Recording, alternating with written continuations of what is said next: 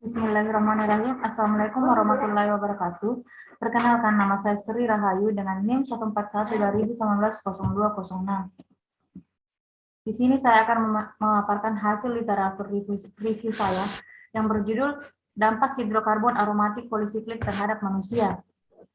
Adapun tujuan penulisannya itu yang pertama untuk mengetahui gambaran mengenai dampak dari hidrokarbon aromatik polisiklik terhadap manusia, dan yang kedua untuk mengetahui gambaran mengenai penggunaan hidrokarbon aromatik polisiklik.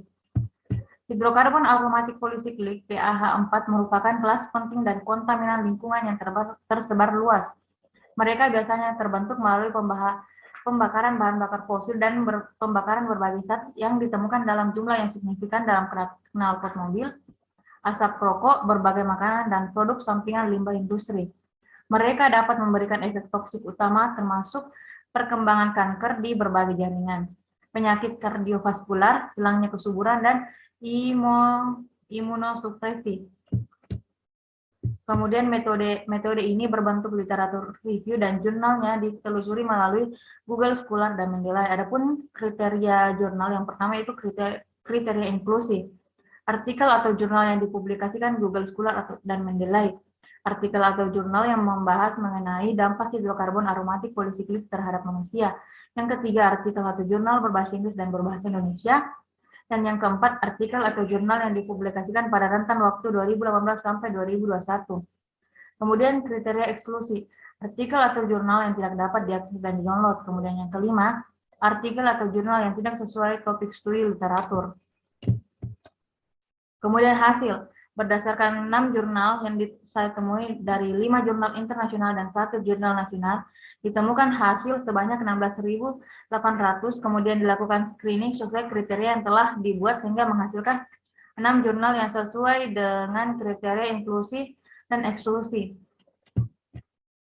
Kemudian hasil jurnal dapat dilihat pada tabel sebagai berikut.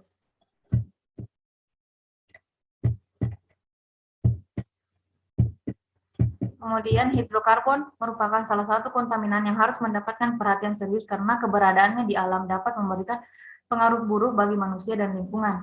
Hidrokarbon aromatik polisiklik adalah senyawa yang secara alami terdapat dalam minyak atau batu bara dan dari mana mereka dapat diproduksi karena pembakaran molekul-molekul lain yang tidak lengkap.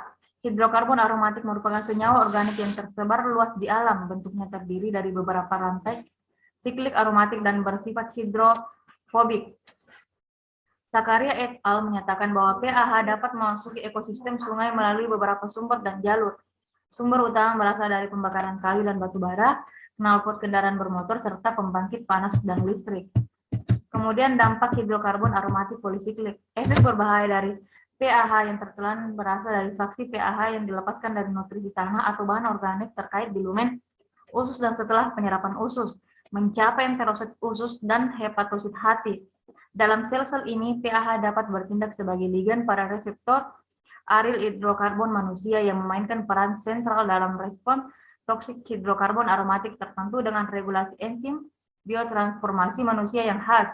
Resiko dari PaH yang tertelan secara oral saat ini dianggap berkurang ketika tanah atau serat yang tertelan bersama menurunkan penyerapan PaH usus karenanya bioavailabilitas. Kemudian dampak negatif dari hidrokarbon aromatik polisiklik, jika dilihat dari namanya, polisiklik aromatik hidrokarbon merupakan salah satu struktur senyawa organik yang tersusun dari atom hidrogen karbon yang tersusun dalam satu atau dua lebih struktur aromatik.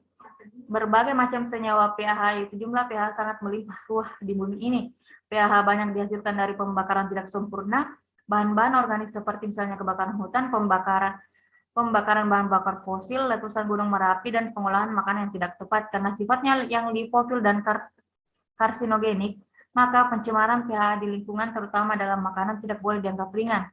PaH dapat masuk ke dalam tubuh manusia melalui berbagai cara, antara lain terhidup bersama dengan respirasi, terabsorpsi melalui pori-pori kulit, dan masuk bersama dengan makanan minuman yang dikonsumsi.